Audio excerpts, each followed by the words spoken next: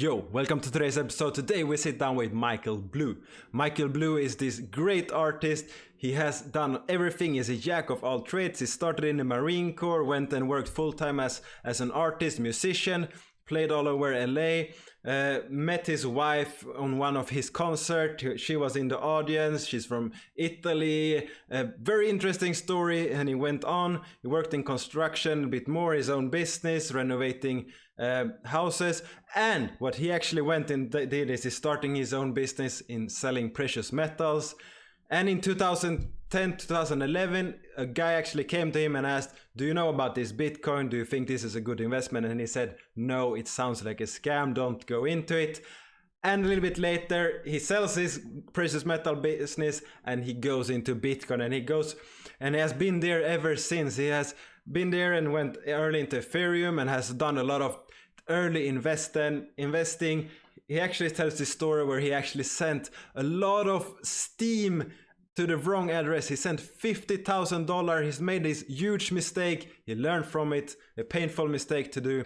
He has a few mistakes that he shares. He's very open, very interesting. And he went into starting Uplift Nation, which is this charity organization that run as a DAC. The DAC is on EOS, and right now they are starting this uplift.art that is coming to the Wax blockchain. Uplift.art is actually NFTs of music videos and cards that they sell. All proceeds go to Uplift Nation to start building this foundation, getting revenue so they can get money and help the world become a better place, transparent, and all donations, all 100% of donations go to the place that should go.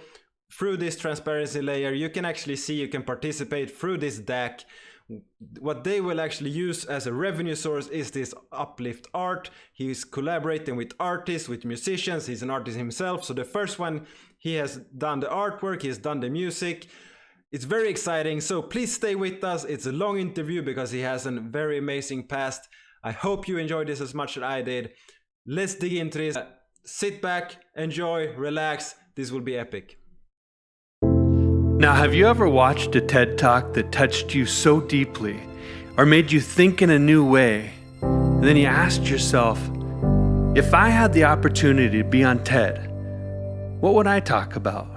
And do I have anything original or value to say? You see, here's a platform that reaches tens of millions of people or more. So what would you want to say to the world if you had the opportunity to present your ideas or message to millions of people? What would you contribute? Entertainment, enlightenment, drama, comedy, love, hate? So I thought about this for a while. And since I'm a daddy, I think more in terms of what can I contribute that would make the world a little better for my two boys, right? Because we all want what's best for our kids. And not just for them, but for everyone, right? So this TED Talk fantasy just rattled around in my head for a couple of weeks until one day, as I was watching this random YouTube music video from the superstar that everyone knows the name, my TED Talk started to formulate. And what happened is I watched this incredibly slick $1 million video. I observed how I was feeling. A bit anxious, a little sad, fascinated and captivated, yes, but a bit sad. Sad because this song with over 1 billion views, 1 billion people watching, this video was centered in hate and violence, decorated within this glamorous facade of loveless sex. So I did a little research and I found that nearly half of the superstar's fan base were children. Now think about that for a minute. Millions upon millions of children hypnotized, watching, celebrating this hateful, violent, loveless song. Lighten up, you may say. It's just entertainment, right? But is it? Or does the media we consume shape our thoughts? Because what science is now pointing to is that consciousness is all there is. Yo, welcome to today's episode. Today we are here with Michael Mblu, a really talented guy that has done a lot in his past. Very interesting to dig into his background before this episode. So, Michael, who are you and where do you come from? Boy, first of all, thanks, Anders, for having me on the show. Loving what you do, love your vibe, your energy, and what you bring. Immense value to the space. So thank you for that. Boy, who am I? And where do I come from? Just a small town boy. I come from originally a place called Vancouver, Washington, in United States. And I've lived in various spots from Hawaii to California, lived in Los Angeles for a number of years. Now, it's home is where the heart is. And, I'm kind of all over the place because I've got a lot of people that I care about and love and visit all over the place. So, so, who I am, I'm a musician, I'm a artist, I'm a businessman, I'm an author, producer. I wear many hats. A philanthropist. Philanthropist, yeah. But the thing is that one of my major flaws is let's go into the flaws first, right? Is that I love to just do so many things. I'm a lover of the blockchain space. I've been in it since 2012-ish, and I just love to do so many different things, and I kind of live life by what inspires me next. Which has kind of created Mblu into what's that old saying? Like a carpenter of many trades, but a master of none. So It's like, I'd love to be a master at something, but I've just never had that long-term focus. I play the piano, I play guitar, I play bass, I play drums, I do art, I do videos, I do music, I do this and this, but I'm no master of anything, but I can do a lot of things. But anyways, that's just where I'm at. I do Mblu the best I can. I am taking an art course right now to hone my skills on that, because this COVID lockdown has led me to sitting down with my family, and we're all just drawing, right? We're listening to Harry Potter, and which has helped led to this current project that I'm working on with Uplift.art. But yeah, so I've been really enjoying drawing. I used to draw a lot as a kid, and so it kind of re-sparked that passion. So it's a nice place to be. But in a nutshell, I'm just kind of all over the place. Yeah, and we have something in common there. I'm also a jack of all trades. I do. I've worked in the kitchen, and I worked in factories. I went to China, studied Chinese, Kung Fu, went back. I worked as a personal trainer, studied sports psychology, worked in elderly homes, helping people. And I actually liked it because I got to cook food for 8 to 9 people, because I didn't work as a chef there, but the staff had to do some cooking as well. And everyone, all the elderly people that worked, they loved it because I have worked 6 years in the kitchen. So my food was a little bit higher level than what they were used to get. So that was awesome. And now I work full time in blockchain with system administration. I make movies. I made this trailer for Alienverse that was released, and I do some YouTubing, and I do web development, and it's fun. I ask, this is fun, and I dig into it, and I go full force. It's beautiful. Oh, yeah. I get it, man. I get it. So Kung Fu, huh? Yeah. It's funny. My wife and I are watching a really interesting series on Netflix for the second time because we loved it so much the first time. So, and it's an older version. I think it's like 2011. It's called Chuck, and it's about this brilliant young man that went to Stanford and ended up with downloading a supercomputer in his brain. Yeah, I love that series. He worked for CIA, and so yeah, it reminds me of finally he flashes, and he knows. He beats up a bunch of guys, like bad guys, and he goes, "Guys, I know Kung Fu." Yeah. So that reminds me of that. So yeah, Kung Fu, I took martial arts too for many years. Never Kung Fu. I took Taekwondo, Jiu-Jitsu.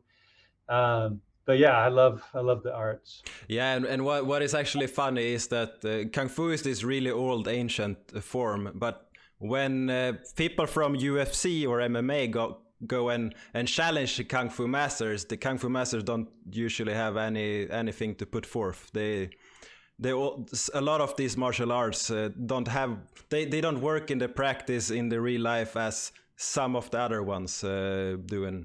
But I loved Kung Fu. I really enjoyed it when I was there. Oh yeah, and it's so beautiful to watch too. Yeah. So It yeah. is. But okay, let's go back to your background. You have done a lot of things, and if we just go into each one of them, we will be here for a while, which may be very interesting for some people. I know that at least I want to get into the Uplift Nation part, what you do. But first, we need to start with the beginning. And one step that I will start with is Marine Corps. What's happened with that? Well, yeah. So I was in the Marine Corps. I was in high school at that, that spot in life where most young men get into, and it's kind of like this proving yourself to daddy, right? It's like separating, moving out on your own. So, dad had, one idea of my path forward, and I had a rebellious other side say, I'm going to do my own thing, right? And so I just went and joined the Marine Corps and said, sayonara, and which was, I'm sure, very disappointing for my father in hindsight. But being, young and dumb, as I was, I went in the Marine Corps, and it was brutal.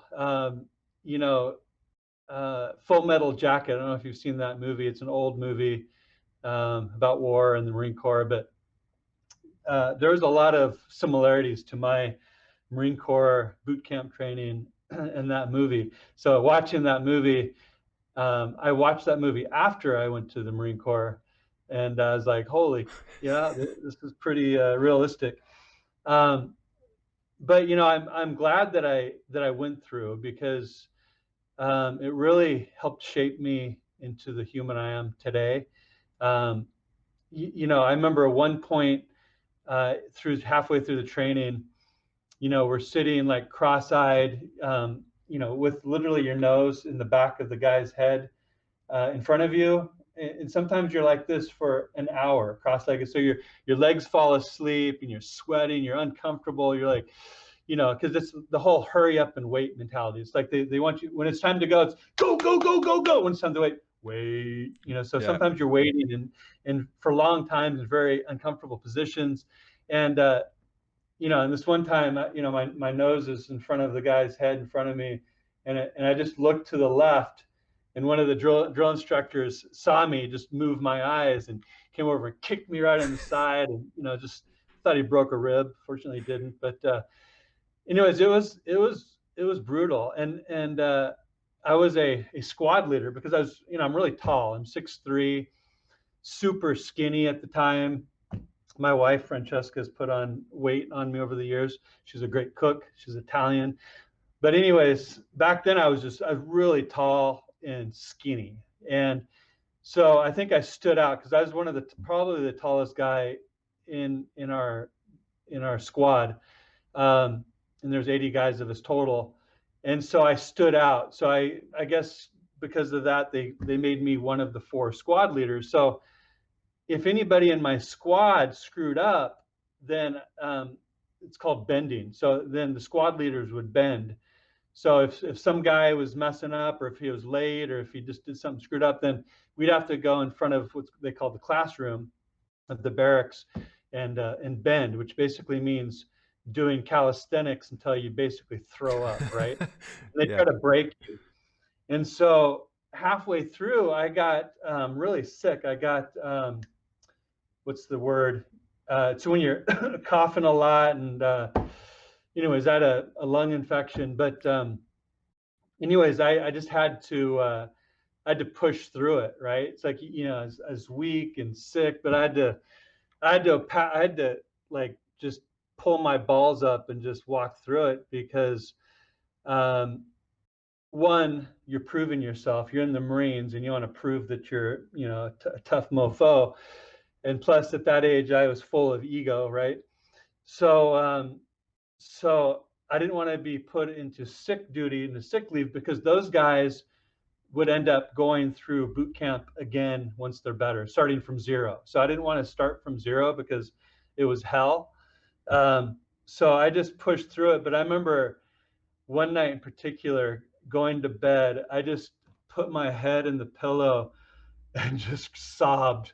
I just like, what the hell did I do? Like, get me out of here! Oh, shit. I was like, I was a broken man, but fortunately, I pushed through it and I made it. Yeah, but difficult times like that, either that builds a man up or it breaks them down completely. And I believe if you get the support and you keep getting pushed, it will help you become stronger for sure. Yeah, so I'm grateful for that experience. As hard as it was, it was a great learning experience, and it gives you a lot of perspective. Because when you're living in hell like that, balancing the checkbook is a high quality problem, right? Even how am I going to fucking pay for rent is a high quality problem comparison to the low of boot camp that I was feeling. So it gave perspective to everything else in life. Like hey, life is a breeze, man. Give me life, right? Because all the problems I thought I had before boot camp, whether it be girls or money or whatever, right? Those were, hey, bring them on, baby. Like, yeah, and that's what me and Matt talked about when I did an interview with him about how exercise can build you up from the bottom up, and this is what we were actually talking about, how you push yourself, and when it's difficult, that is when you see your true self, and when you actually get to challenge and build yourself up to something stronger. And that boot camp is for sure a crash course of doing that, but you can do it at home, pushing yourself when something is difficult and hard. This is when you grow. So this is when you keep pushing, and of course, if you do it in a safe manner, it's great for development in all areas of life. Oh, exactly. And also, I mean, for anybody who may be listening, who isn't regularly exercising, who isn't regularly getting their heart pumping and their lungs expanding, and you're feeling a bit down, a bit gray, especially during this time in history with COVID and lockdown and uncertainty and, the economy and stuff, some people can fall into a depressive type of state. But I urge you, if you're not, to get your heart racing, your lungs breathing, because that exercise and bringing in that oxygen into your system and getting your body strong, it turns something around in your thinking, and all of a sudden those problems just aren't as big anymore, right? So it also brings in new solutions, because you're just filling your brain up with new oxygen and just new connection. So, I want to urge anybody that's feeling a bit depressed or a bit down to just freaking go for it, man. Just get your body moving, breathing hard pumping, and I can almost guarantee you it's going to change your perspective. Yeah, for sure. And I can give one tip here that you can try. Something easy as burpees. Just go down to the ground and get up and jump from the ground. You do 10 of them each minute. So you set the timer to beep on each minute for 10 minutes. You do 10 and then you rest until the next minute starts. And then you do 10 and you rest and you do 10. If you finish all 10 minutes, congratulations for you. If you don't, then you know that you have something to build and you can start work towards this. It's a great way to get the heart pumping. You don't need any equipment. You can do it at home. I have some barbells and kettlebells behind me, but you don't need anything to do that. So it's perfect. Yeah, you can do burpees anywhere, and they're tough. Yeah, they are. Yeah. But you didn't stay in the Marine Corps. So what happened? Well, I fortunately I took the advice from my father because when I told him that I enlisted, he goes, well, you should at least consider doing the reserves first, just to see if you like it. If you like boot camp and you like your MOS training, you can always go active, right? Which is true. So I took his advice, reluctantly, but fortunately I did. I went in, signed up under the reserves, which means you do a weekend a month and 2 weeks a year. So I did, because after boot camp and my MOS training, it was clear to me that this isn't my path, right? So fortunately, then I did 4 years of reserves, which every 1 week in a month and 2 weeks a year, I would go to my reserve unit and do drills and practice and so on and so forth. So while I did that, I went to college. While I was working at the same time, I was doing a lot of construction work. That's something I've got some pretty decent knowledge in construction. Spent many years in building homes, and then later in life I had a remodeling business. So I went to school and basically built houses at the same time for that 4-year stint that I was in the talking about not doing anything, you just focus on one thing at a time. Right. Yeah. Not really. And where did you go from building houses to making music? Well, okay. So after that, I had a wild hair, which is a reoccurring theme in my life, and I actually started modeling. Believe it or not, went to Hawaii, lived in Hawaii for a period, did some modeling in Hawaii, got an agency to represent me in Milan, Italy. And so I was on my way from Hawaii to Italy, and I wanted to have a layover in Los Angeles because I think I was 10 years old before the last time I was in Los Angeles. So I wanted to go hang out in Los Angeles for a week before I went to Milan. So I flew to Hawaii, from Hawaii to LA, en route to Milan a week later. And that week in LA led to probably a week turned into 10 years, maybe. I never left.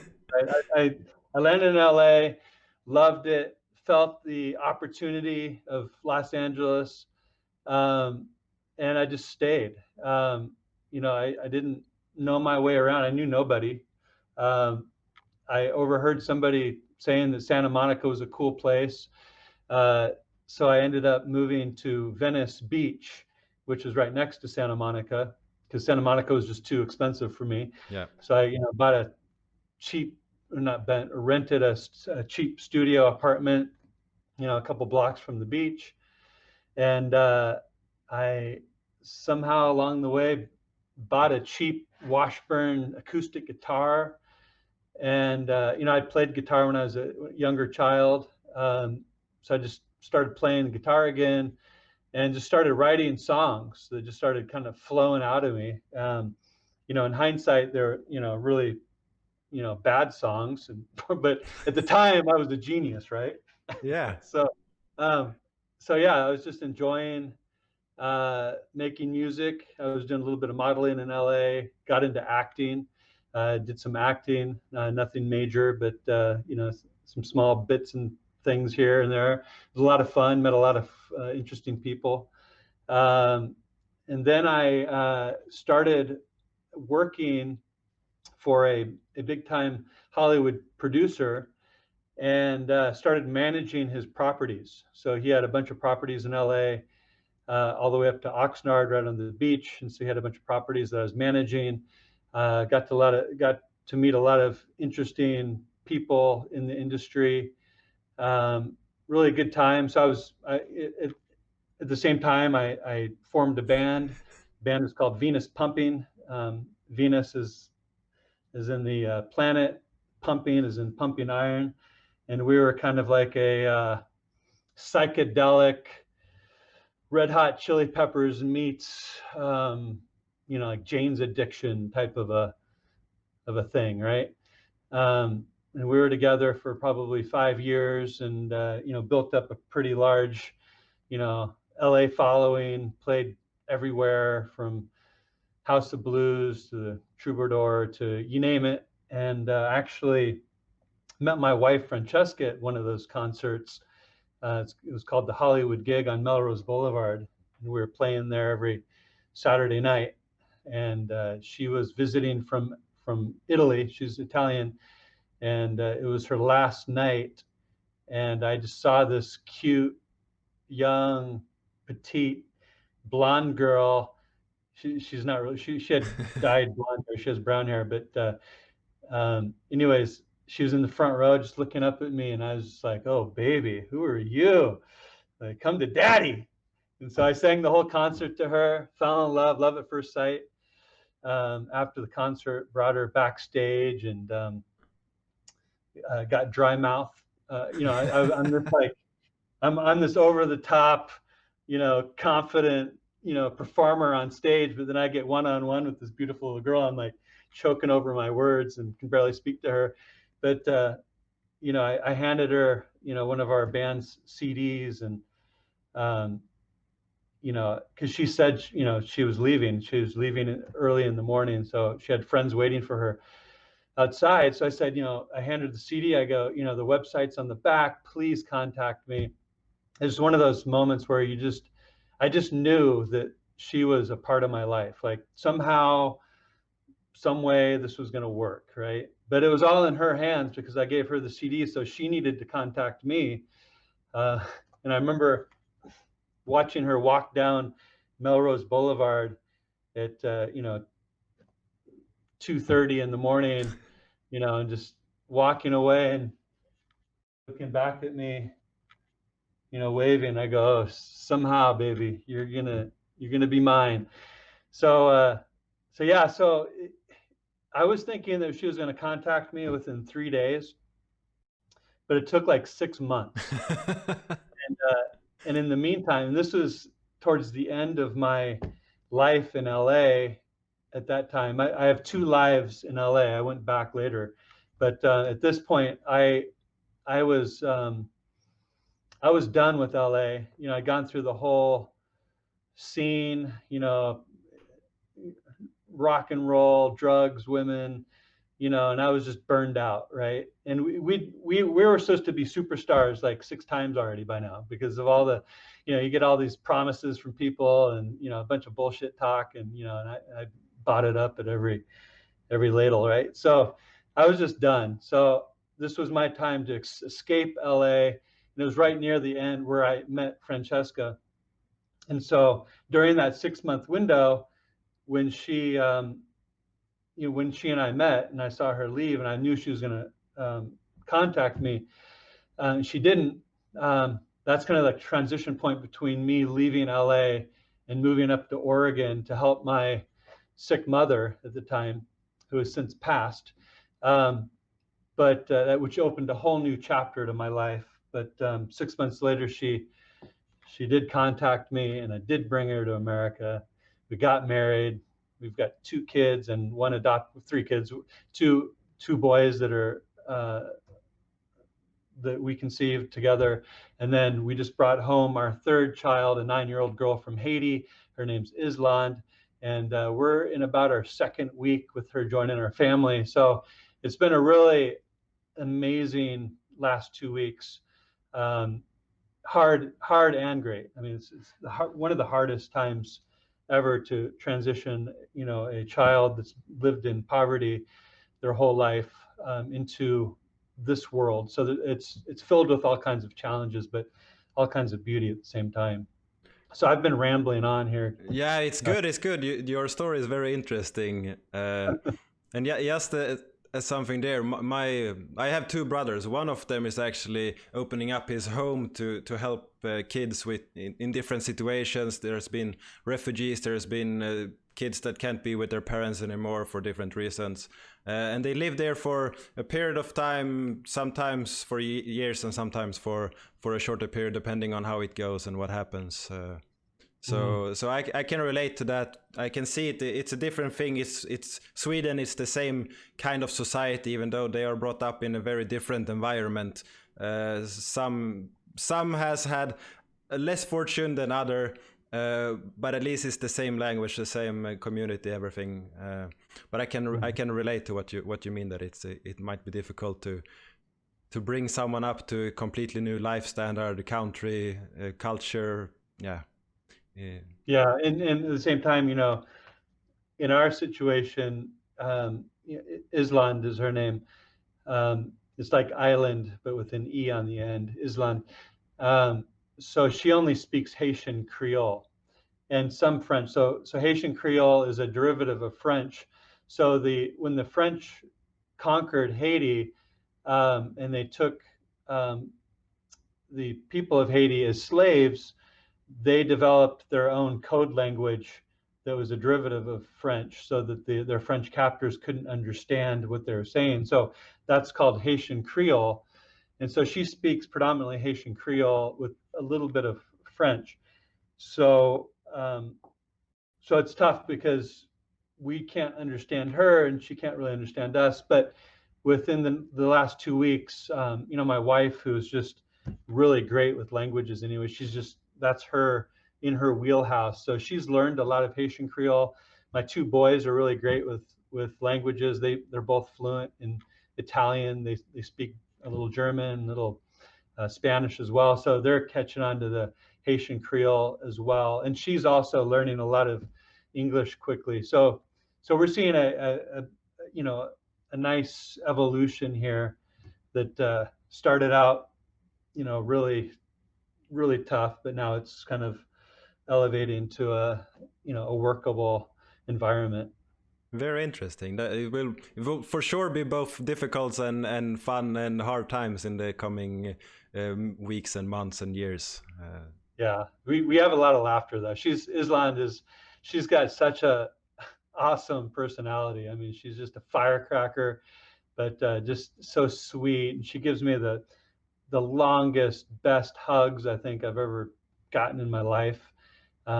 So yeah, she's just a magnet for love, right? She just needs love, and fortunately, we're able to provide that in spades.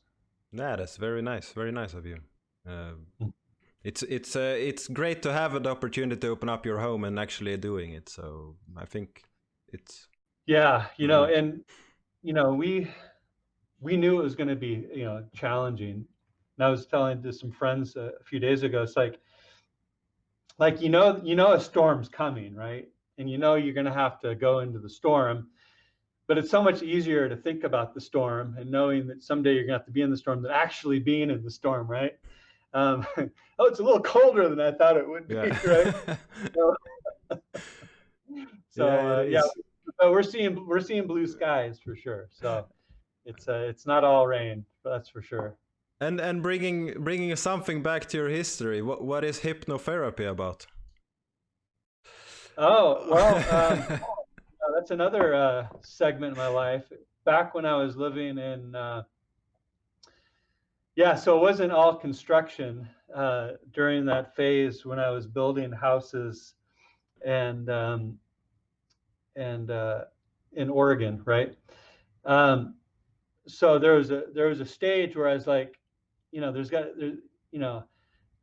this isn't my path either, right? This is a stepping stone to something greater. So, I've always been into the power of the mind. I've always been into self-improvement, and I read all kinds of self-improvement books and books on philosophy and nature of humans, and what does this all mean? What does it mean to be human? Why am I here? All that stuff has always been on my hot topic list. I love philosophy. I love how humans work and how minds work and how we make decisions and why we make decisions, how we're programmed and so on and so forth. So I was big into Tony Robbins back in the day, and that caliber of human, Deepak Chopra, Wayne Dyer, on and on. So Anthony Robbins has these 3-day courses you can go. And so I went in and did one of these courses and just got pumped up and inspired. And so I later then went to do a 3-month intensive training, like 10 hours a day, 6 days a week for 3 months with the guy that actually taught Anthony Robbins. And so I had this really long 3-month intensive learning, neuro-linguistic programming, NLP for short, hypnosis. And so I got my certificate as a trainer of NLP and a trainer of hypnosis. And I started a company for a short period called Dynamic Personal Growth, right? And so I was giving these weekend seminars, like kind of like a mini Tony Robbins type of a guy, mm-hmm. right?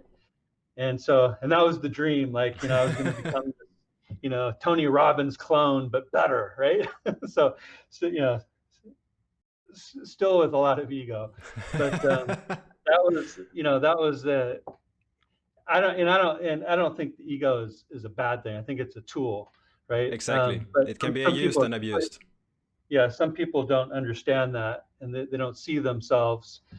But I can look back at my past and really laugh at myself at some of the way I thought and the choices I made and how I presented myself. But anyway, so I was Dynamic Personal Growth, and I was this Tony Robbins clone, right, wannabe type thing. And again, it just one of those things that I was all hot and heavy on and took it so far, and then it hit a wall, and some other opportunity presented himself, and I said, I'm going to go down this road. So it was a pretty significant detour where I learned a lot. And again, it's tools and knowledge that I'm able to use and grasp throughout life, right? So these are life tools that I learned, and also understanding how the mind works and how my mind works and how I make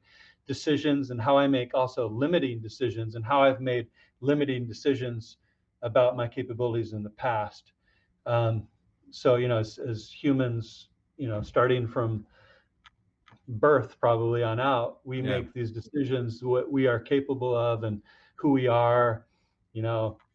I can't sing, that's a bullshit decision that everybody who says that has made at some point, because maybe they were sick and they were singing and somebody goes, oh, that's awful, you can't sing. And so that person automatically bought that, and they said, I can't sing, so they don't sing anymore. And right? if you just they do it something I find very interesting there is everyone knows Billie Eilish, and she thinks that her singing is not good enough, and she's, I don't know how big you need to be one of the biggest world stars currently, but she's for sure up there. And she is insecure about her own singing. So that, for me, that tells a lot about how people work, because she is one of the top ones, no doubt about it, but she still thinks that she's not good enough. And if we just take that down, it's okay, everyone feel insecure. And for this, why I actually asked this question about the hypnotherapy is because I'm very excited about how the mind works and how psychology works. This is why I studied sports psychology before I went into personal training. I'm also a meditation trainer. I've had small groups in meditation and yoga lead trainer as well. So I've done a lot of different things in this field as well, about how to develop a person from within and out. And that's why I found it very interesting. And when you do this hypnotherapy, do you do it with the person? Do you have a clock like this, or how does it work? I don't practice it anymore. But in the past, it was all talking. So it was just, first of all, take a deep breath. Okay, now close your eyes and get comfortable. Feel your weight against the sofa. So it's really talking them through a relaxation period, taking them deeper and deeper into relaxation, and safe, secure. So it's really walking them into a state of hypnosis, and then basically laying out whatever it is that they need to work on. Whether it's healing, health. So it's basically guided meditation. Exactly, guided meditation.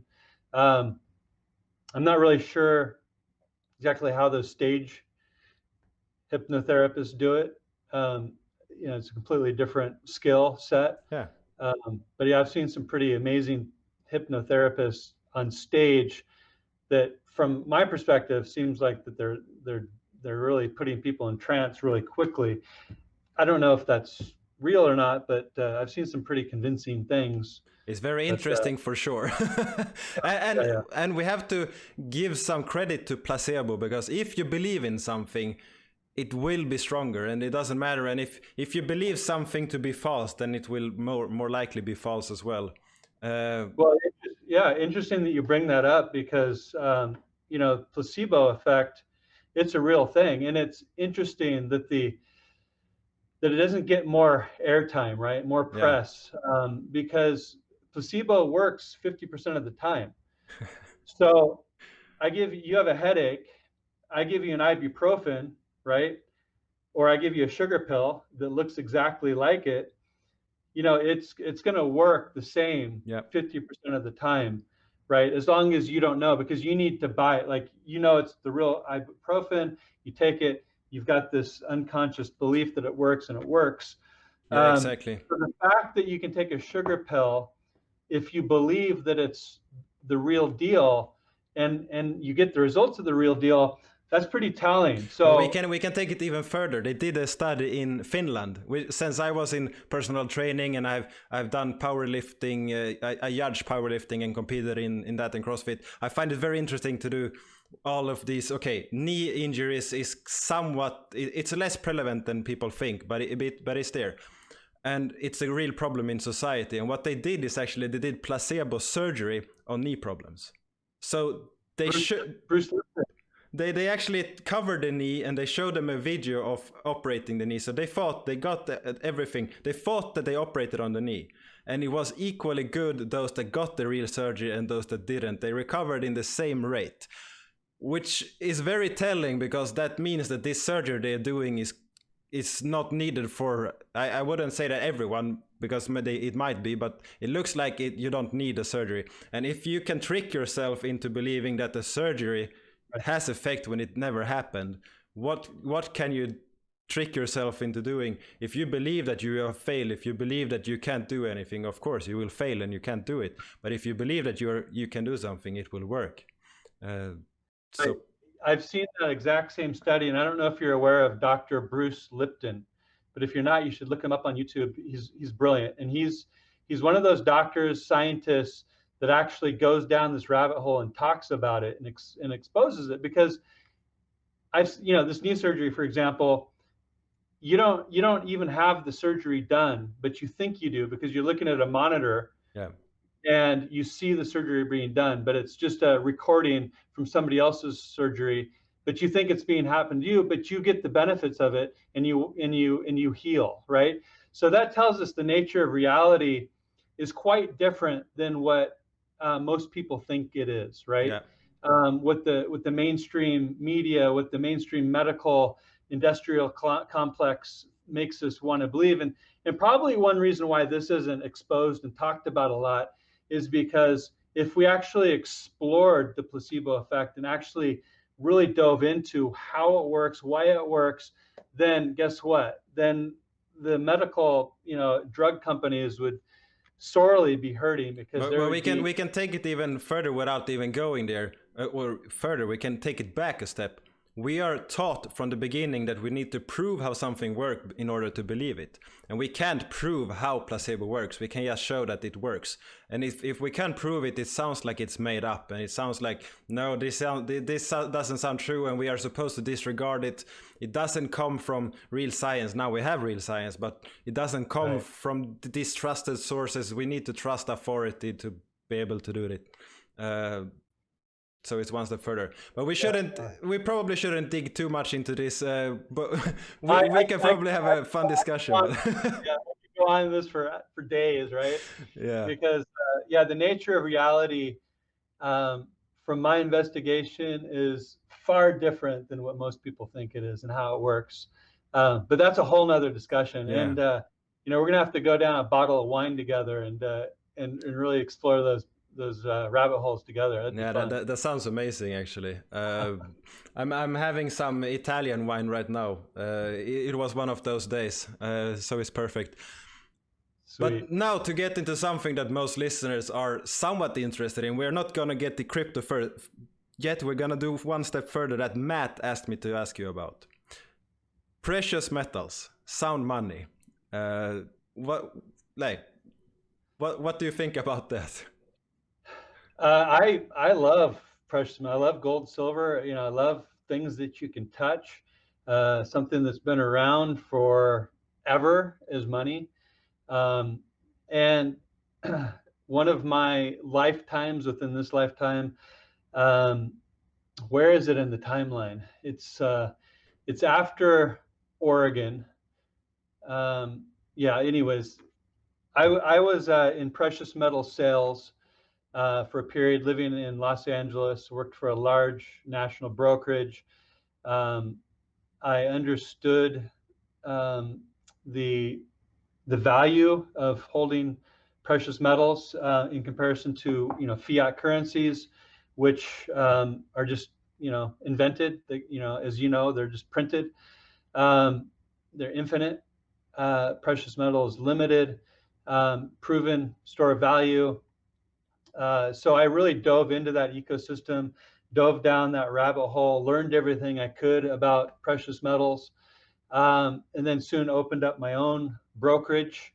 And it was a small brokerage, but we did a lot of sales. We're successful for our size.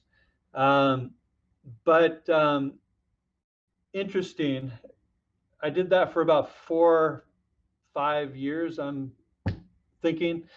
And near the end of it is when I had a client ask me about Bitcoin. And I didn't know anything about Bitcoin, right? I may have heard it somewhere, the term, right? And this is back in 2010, 2011-ish. And so I think I did a quick look of it up somewhere. It was on some some like a zero hedge type site, or I don't even know if it was zero hedge. I don't know if zero hedge was even around then. But so I was just reading all these comments about Bitcoin, and everybody's calling it a scam and fake digital internet money. And so I just made a leap of judgment and told the client, if I was you, I'd stay away from it. It sounds like it sounds like a scam. I wouldn't trust it. So and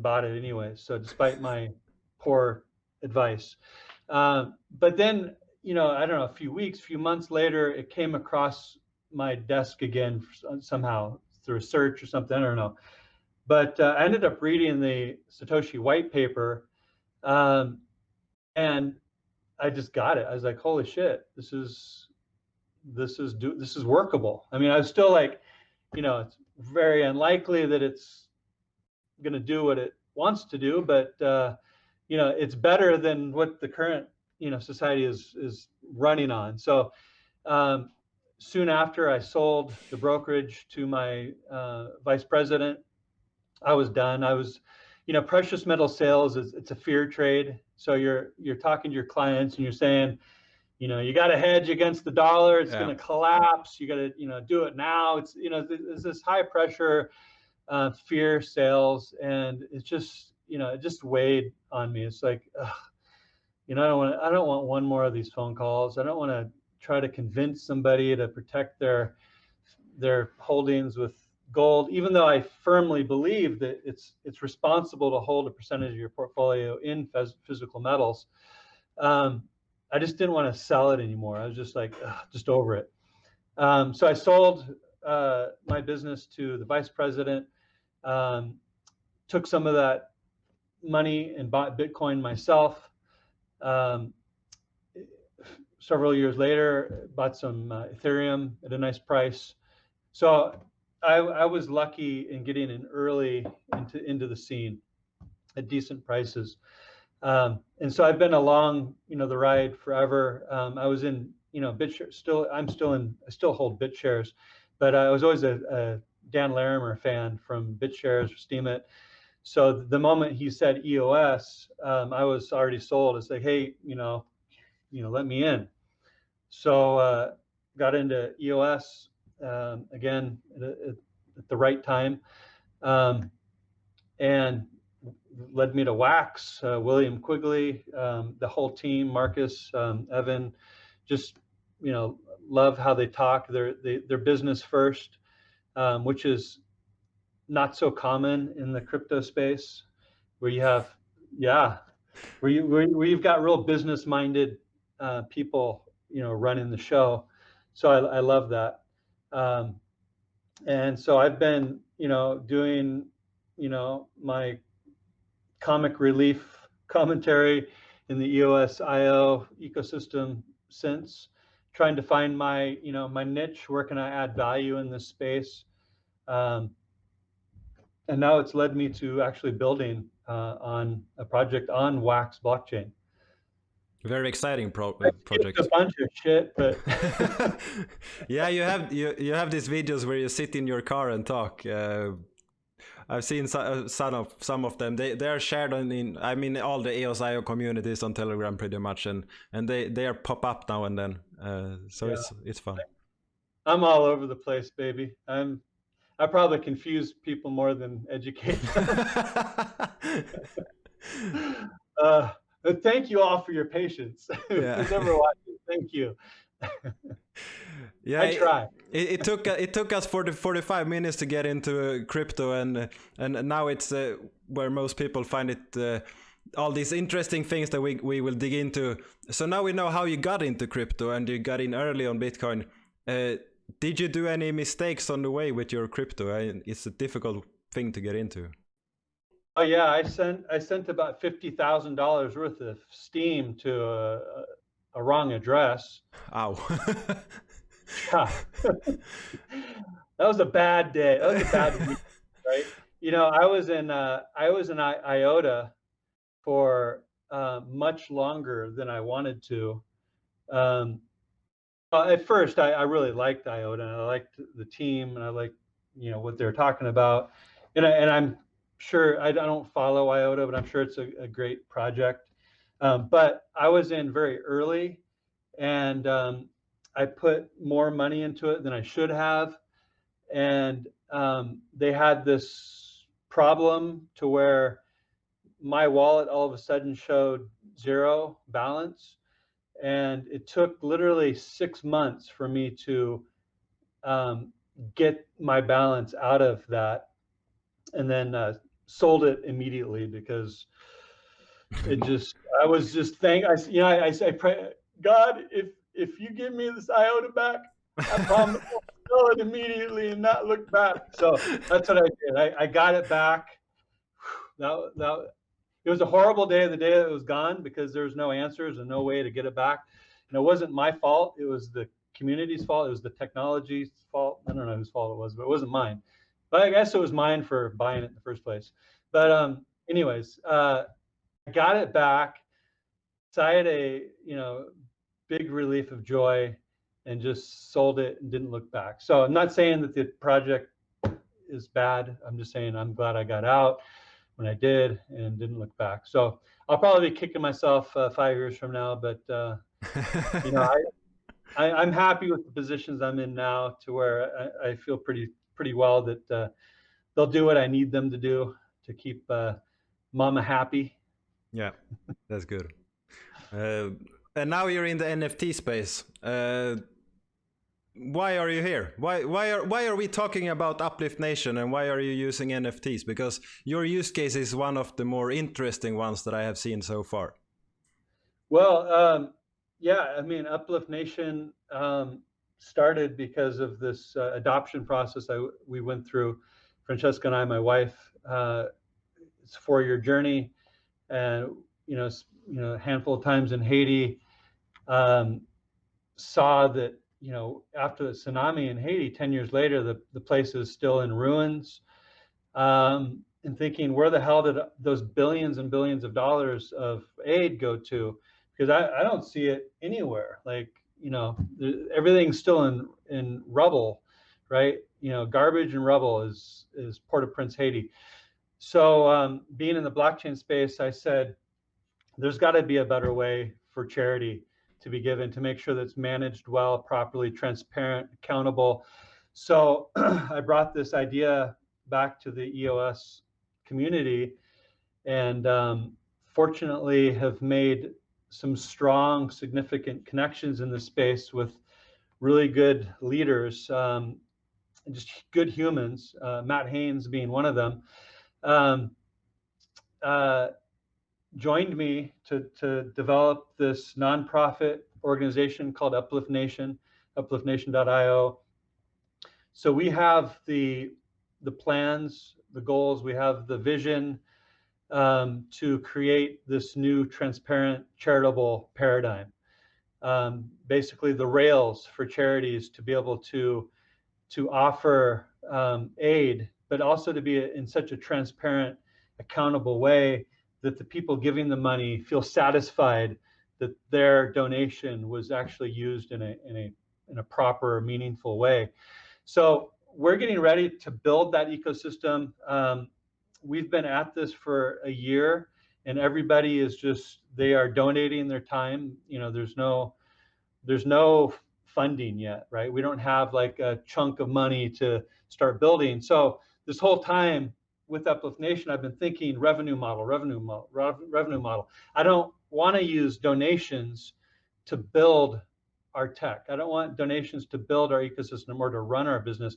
I want us to be a self-sustaining ecosystem where we can bring in funds that aren't donated to build out this technology. So then once we have the donations flowing in, that we can use that for charitable causes, water wells, food programs, permaculture, medicine, right? I would love to say that 100% of our donations goes directly to their cause. So that's the big vision. And we've got the team, we've got the talent, the insight to actually pull this off. Now we just need the revenue to do it. And that's where, once I learned about NFTs when they first came on the scene, I immediately saw their value add. Like, this is going to change the game, right? Literally everything, from tokenized real estate to tokenized art to tokenized, you can tokenize anything these days, right? But NFTs adds this whole nother beautiful layer and opportunity.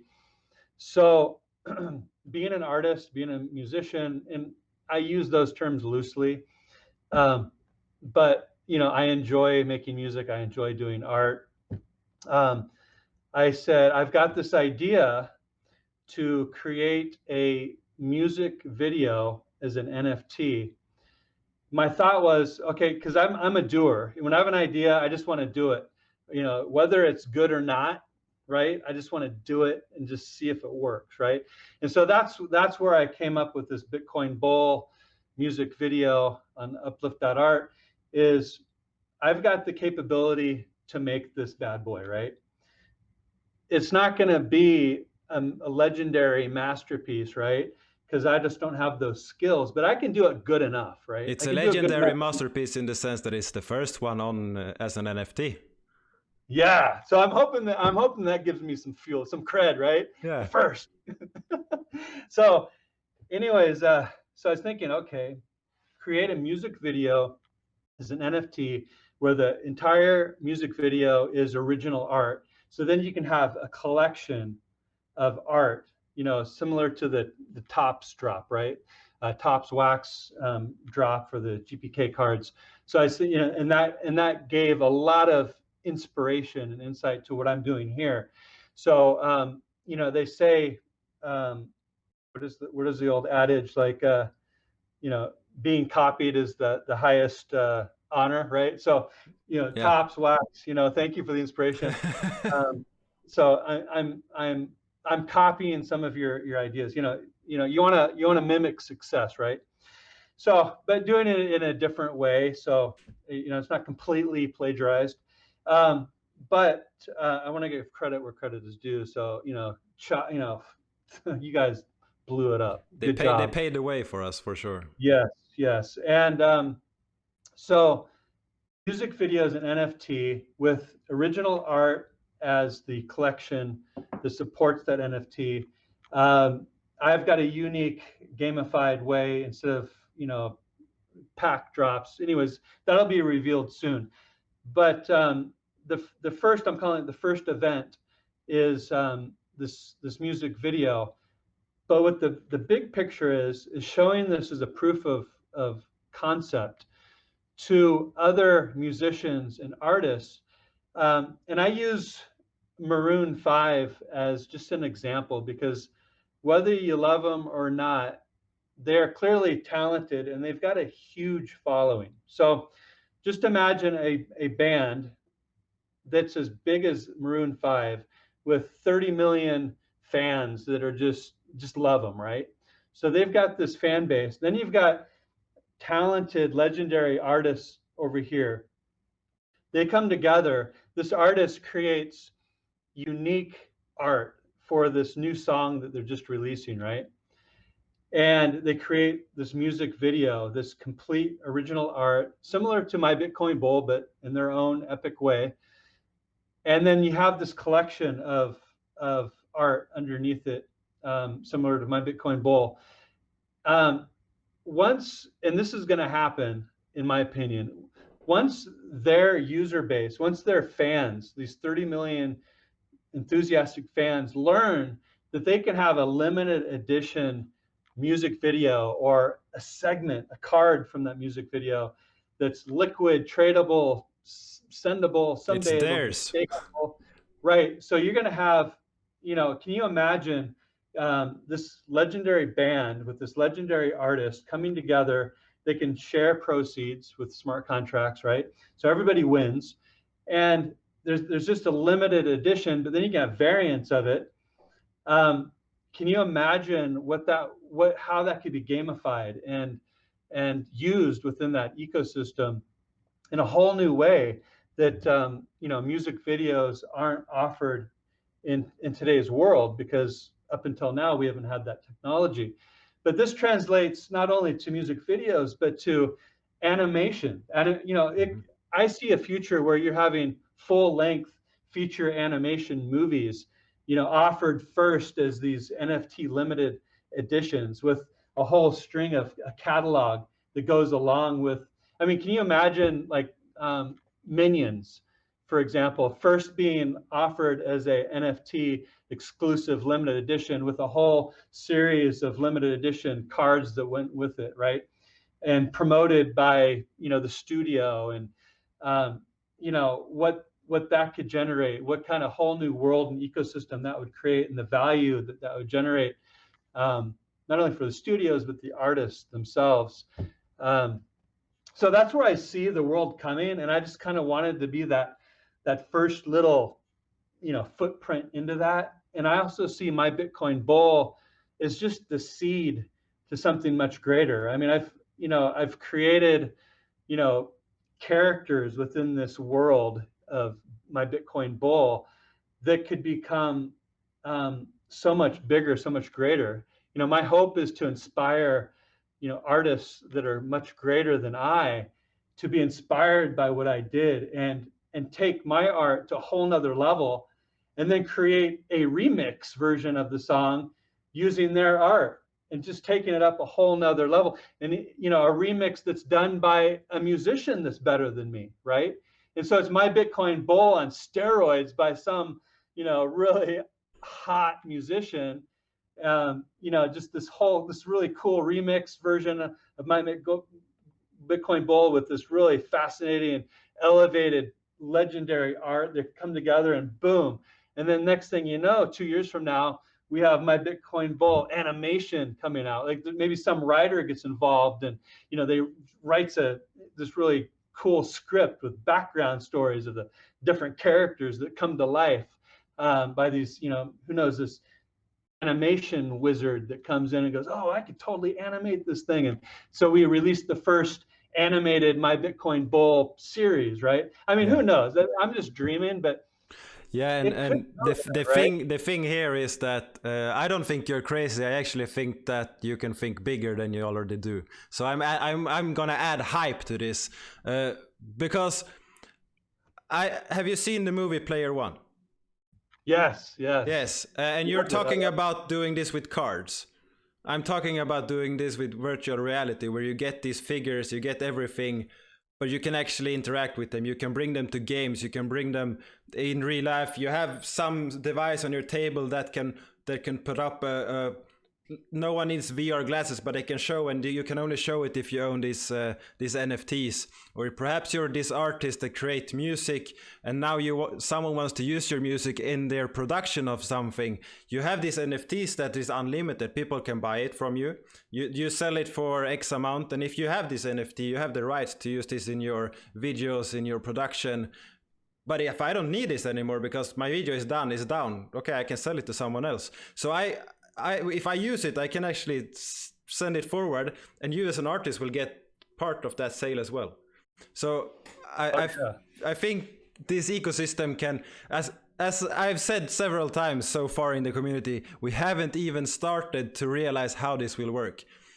Someone today said that we have just started to reach the launch pad, and I'm saying no, we haven't even started building the rocket yet. We are so we are so far behind where we are gonna go. It's what we don't know, right? Yes. Until we know. So that is why I love that you are bringing this to another place than most are going right now. So I think it's amazing.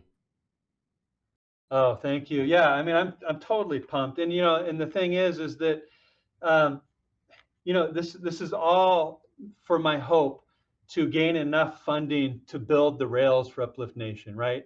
So everything all the profits from this is going directly into that. So I've set this up in such a way to where, again, it's an experiment, but let's see if it works. So the first thing that's going to be for sale is a shortened version of My Bitcoin Bull song, because the My Bitcoin Bull, it's called My Bitcoin Bull V, is now on the Wax blockchain through Atomic Assets, and there's just one. It's just one of one. Okay. One. And there'll always be just one of the originals. Okay. The thing that's going to go up for sale first is a shortened version of that. It's just the first verse and the first chorus. So it's like a 35-second clip of it. And you come in and you can pay whatever you want in Wax for it. Now there's a 3 Wax minimum, just because we want to prevent spam, right? So that's the only way we could think of how do we prevent, because I really wanted it to pay whatever you want, a sub penny, right? Because I just wanted to get it out there, but then, developers are saying you're going to get spam, it's going to be gamed, blah, blah, blah. So we set a 3 Wax minimum, which is about 15 cents, right? So, but pay what you want. And so why would anybody want to pay more than 3 Wax, right? Well, here's where it gets interesting, is that there's a really cool remix version of the song, and which I like both versions, but the Wax, the remix version it's a little cooler in my opinion. So if every 24 hours, the event's going to go for 30 days. Every 24 hours, the highest payer for that, shortened version of the NFT, Bitcoin Bull, it's called Byte. It's a V Byte.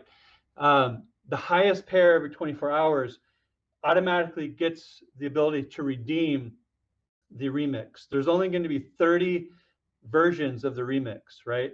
Yeah. For 30 days, the top pair every day will get one of those 30 NFTs for the remix. And if I stop you there, you say that I can send free Wax. As I've sent free Wax, will I get something, or if someone outbids me, I don't get the first thing? Or no, you get a copy. So for 30 days, you can, for 3 Wax, you'll get the 30-second long version of My Bitcoin Bull. Yeah. Okay. So the supply will be capped at the end of 30 days. So if only 100 people participate in this event, then there will only be 100 copies of that shortened version of the NFT. It's called My Bitcoin Bull V Byte. So it's byte, meaning it's just a byte of the song, right? So it's a verse and a chorus. It's really cool, and it loops. So it's you can just play it over and over and over, and just anyways. So if 10,000 people participate, then the supply will be capped at 10,000 at the end of 30 days. But if you're the highest payer for that 24-hour period, yeah. 24-hour period, then you can automatically redeem the full version remix of the song. Okay. Yeah. Now at the end of 30 days, the highest payer from those 30 days wins that one original version of My Bitcoin Bull V. So that's the original. There's only one of them. So the highest payer for the whole 30-day cycle wins that one of one. So that's kind of the incentive model.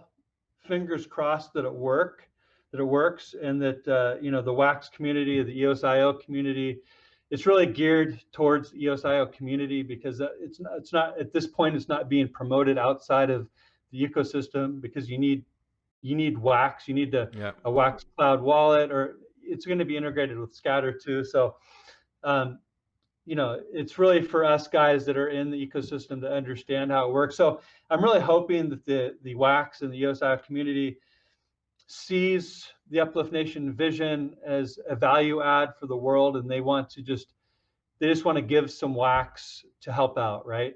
And hopefully there'll be a few really generous benefactors out there that just overpay significantly and help us build the rails for and what I love about this is, okay, I want to contribute with something, but I actually get something back. Right. So you're buying, so you're not just donating, right? You're buying something. Yeah. So you're buying one of those Bitcoin Bytes versions, which will be capped at the end of the 30 days. So depending on how many people participate will determine what the supply of that first one is. But the supply of the remix will be 30, and it'll always be 30. The supply of the original video, which is on the Wax blockchain now as an NFT, will always remain 1. Because this is how I see subscription services work soon. Soon being in the near future, years probably. But Twitch is huge. People subscribe to a Twitch streamer, and they earn, they give money, and they get some emojis and some access to some different things. And then they donate money to this Twitch streamer, and they get this message up on the screen. That's basically what they get. If they donate a lot, they get on the list. But what they really should get is an NFT that is different for each time period, if it's a day, a week, a month, or something. Because then you have this as memorabilia, and potentially, if you bought some of the first, say Shroud, which is one of the biggest one, if you bought his first one, not a lot of people will have that, but when he's huge, a lot of people will look, oh shit, you were from the start, you were here from the start, you can show this, and it will be something that is cool. And perhaps you can have it as a badge in a game in the future, and you can incorporate these things. And that is basically what you are building, but you are building it from this artist perspective.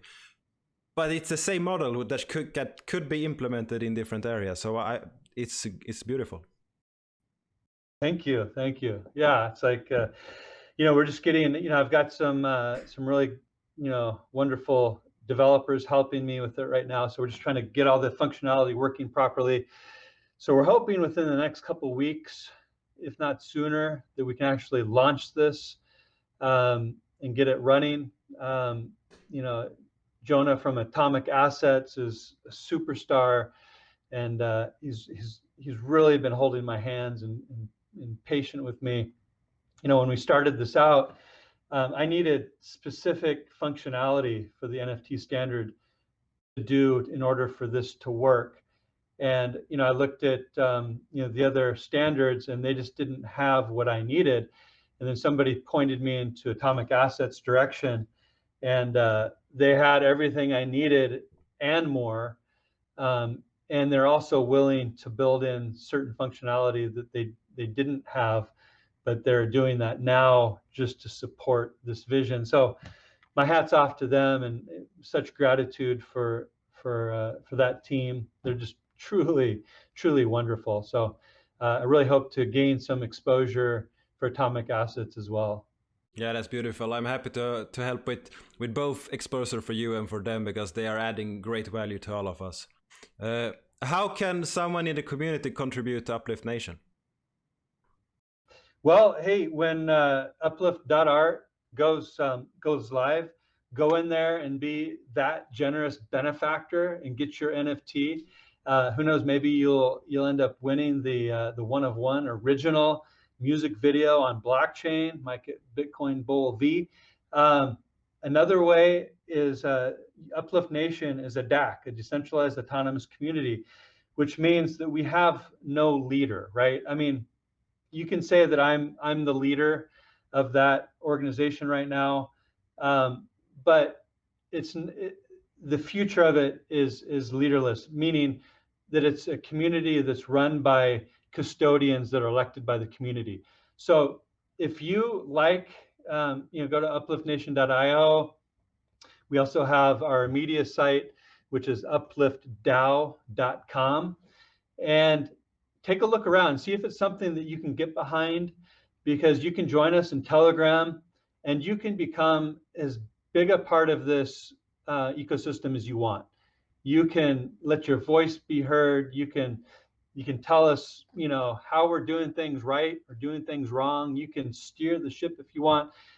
Come bring your superstar nature to Uplift Nation and help us build the charitable rails to the future. We're close. We just, and I'm hoping that this, I'm a dreamer, but I really hope that this uplift.art can be that revenue driver to get this started to roll, right? It's time. The time is now. We've got the technology. We just need the funding to build this bad boy. We also need, community. So if you like what we're doing, you want to be a part of it.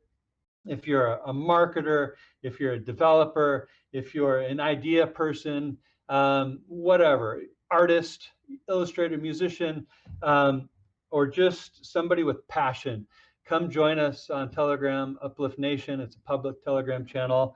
Introduce yourself. Let us know, what you think. So that's basically it in a nutshell on how to get involved with Uplift Nation, uplift.art. Again, if you're a musician, artist, and you see the vision, you want to be a part of it, tell me, you can find me on Telegram, Mblu Crypto, and no E on Blue, it's just BLU Crypto. And I can get you the source files to the original song. If you can reuse any of that, remake it, use my vocals or not, use your own, bring in a diva, make it a masterpiece. If you've got an insight or a vision, let's take this thing to the next level, right? If you're an artist and you see you can turn my Bitcoin Bowl into a masterpiece, let's do it. And then we'll turn it into a remix version of it and put it on the blockchain and put it up for auction. And we can even tie in your Wax account and you can get paid too, right? You can decide if you want to give it all to charity, or if you want 10% of it, or if you want 50% of it, or whatever. We can make a win-win-win situation out of this because of the technology we have today with smart contracts. So you don't have to give it all away, right? You can give a portion of it away, but get involved. And if you've got something to share, something to give, something to make, come aboard, because this is the very beginning, proof of concept. I've planted the seed, but it's not the oak tree, right? It's just the seed. Yeah, that sounds awesome, because I know there are a lot of people that do a lot of talking. Now we need a lot of people that also do a lot of take a lot of action and start to contribute. And this is one way to do this, both for the Wax ecosystem, but also for something greater. So that is beautiful. And we have been on. And to the Wax team, the Wax community, the Wax team. I'm not sure how this works, but we would be happy and love to build Uplift Nation on Wax. And I know that there's worker proposals and there's funds available. So, steer us. We just want to do good. We want a win-win-win all the way around. Where is the DAC located right now? The DAC is actually on EOS, but we're at the beginning stages. So we're completely changeable. We can wherever the opportunity is and wherever the most good impact can happen, that's where we'll be. But we're building Uplift.art on wax. So is it the EOS DAC software that you are using? yes, Yes. yeah. So Michael and the team we can be on both chains, all chains. Interlopability is, if it's not here, it's definitely very close. So we're flexible. We just want to do good. Help us. Yeah, exactly. Start to help, start to contribute, and at least you can throw in some wax and get one of these shorter Bitcoin Bull videos. So that's beautiful. And I also know that right now you can't view these NFTs as videos, but it's coming. Yes. Right now, the original Bitcoin Bull V is on the Wax blockchain as an NFT via Atomic Assets.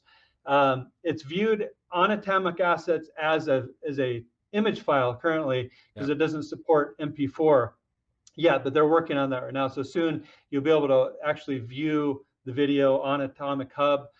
You can view the video on uplift.art currently. And that website is just the coming soon page, right? Built by Matt Haynes, who's just a superstar. The actual site that's being built is like that, but on steroids. So thank you, Matt, for all you do. And he puts up with a lot of, it's funny stories that I'm the idea guy. So I'm always like, we're in a proof of concept. So, everything's on the table. So one day I've got an idea, but the next day, let's tweak it, right? So Matt's been dealing with all of my tweaks for the last 2 weeks, and he's losing some hair over it because it's good. You don't have that much hair, so it's fine. So thank you, Matt. I appreciate you putting up with me. We're close. We're very close. So that's it in a nutshell. Yeah, that's beautiful. I have 3 questions still to go, actually. 1, what is your first food memory? My first food memory? Yes. Holy crap. Okay. I grew up with a father that built hotels, okay? And actually restaurants. He specialized in building restaurants. But this particular restaurant was in a hotel that I'm thinking of right now. And so whenever we'd go to these restaurant openings, a lot of times, there's a restaurant in the past called the Black Angus, and it was a seafood and steakhouse. So whenever he'd open a Black Angus, and I was just a little kid, I'd always order because it was free, right? Grand opening. I'd always order the steak and lobster.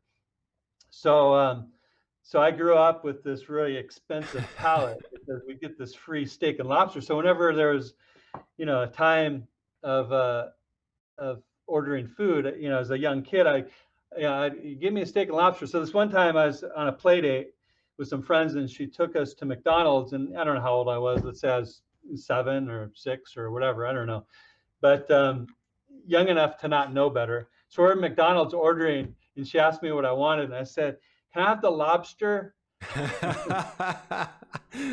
She's a chef. Like, we're at a burger place, right? So. That's nice. So you didn't get any lobster. What did you get instead? Do you remember that? I don't remember, but no. I love burger. Probably, yeah. I was happy either way. Yeah, that's nice. 2 questions to go. 1, where is Uplift Nation in 6 months? 6 months. Well, we've got the funding. Thank you, everybody who participated in the launch of uplift.art. Oh my God, that was such a successful launch. It just blew my mind what we learned, what we saw. Community came together. Thank you, guys. And thank you to all you generous, holy shit, benefactors. Man, woo! You gave us enough to build out Uplift Nation. Look where we're at now. We're launching this beautiful, charitable new paradigm, transparent, accountable paradigm because of you, Wax, EOSIO community. Thank you for that. And the Telegram channel is just blowing up. come on board if you're not already in the game, but there's some pretty awesome people over there. Come on in. Thank you, thank you, thank you. The world's looking good. That sounds amazing, and we have to help to make sure that this is the reality we have in 6 months. And with that reality, the last question comes along. Where do you see Wax in 6 months? Oh, holy crap. The moon, baby. Holy crap. Wax. Yeah. Yeah, and speaking of Wax, I mean, I was in EOS before EOS existed, just when it was a conversation with Dan Larimer.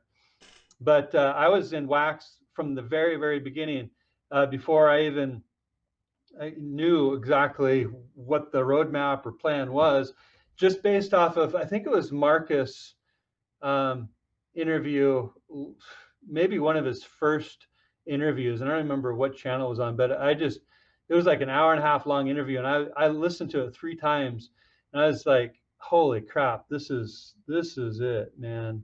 So I've been a firm holder from the very beginning. And yeah, if I was to give financial advice, I'm not, but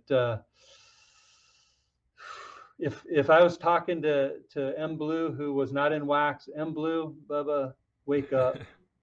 It's on sale. It's not going to be on sale much longer. But yeah, I'm a firm believer. I think it's a great place to be. Yeah, and I have to agree. It's why I'm rocking this Wax merch. I love it. I mean, with what they've announced over the last, I don't know, month or two, yeah.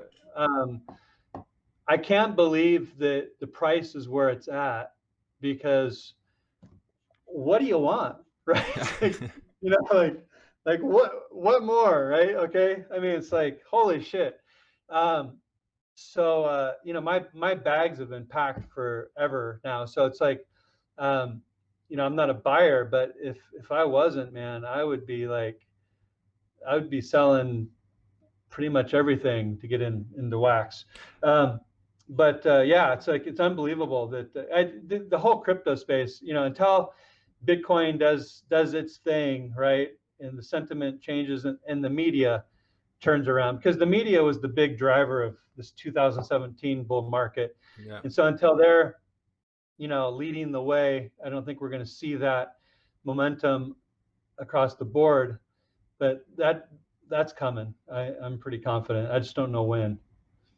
Yeah, and to be honest, the money that is already in the crypto space can make Wax move quite a bit, and the small communities that are coming from each of these NFT launches can make a huge difference in reaching more people, since each time new people come, we solve problems, we find new ones, we solve them, and each time we have a better product that is smoother onboarding. I mean, the cloud wallet, just the onboarding now compared to what we're used to in the crypto space, it's a game changer, and each of these launches is another game changer. So I'm very psyched about the future. Well, and a little I can't say much, but I'm involved with a project that's building on Wax that's in stealth mode, that is going to be epic. So, and it's got a tie-in with uplift.art in a sense that I'm involved with uplift.art, and I'm involved with this other project intimately. And so if you want to be one of the first to understand what this epic project is, that's another incentive to get involved with uplift.art. Uplift.art also has a public Telegram group, just started it just a few days ago, Uplift Nation as well. But if you're in the uplift.art Telegram channel, you'll be one of the first to understand what this massive business that will be coming to Wax blockchain in the coming months. So just another little incentive to hang out in the uplift.art Telegram channel. More to come. I wish I could say more, but I just can't. But I'm pumped. I'm very, very on a level. There's so much inspiration happening. all over the place. It's hard to contain myself at times. Yeah, and that's good. So everyone should join that one. And as we go out from this one, at the end, I will make sure that I put in the Bitcoin Bull, so we'll get this moving. You can actually see the what he has created as an NFT. So that is very nice. So thank you so much for your time, and I'm sure this is a long but very exciting episode. You have done so much in your past. It's very nice to have this opportunity to speak to you. You know, Anders, that was such a fun time. Thank you so much for having me on the show. I really like you. I mean, you know, I'd love to sit down and have that bottle of wine and a good meal with you one of these days, and just go down all kinds of rabbit holes, from placebo effects to who knows what that would open up, right? But I think that we're of very like minds, and I think we'd have some really, really fun discussion. So really liked this call, getting to know you, and you know, very excited to see where you're going to go within this ecosystem, because I just sense big things for you. Thanks so much. And when we meet, because I'm not going to say if, I will buy you this bottle of wine and we can sit down and have a chat. So that will be very exciting. Sweet. Maybe one will lead to two, huh? I'm okay with that outcome. All right, my friend.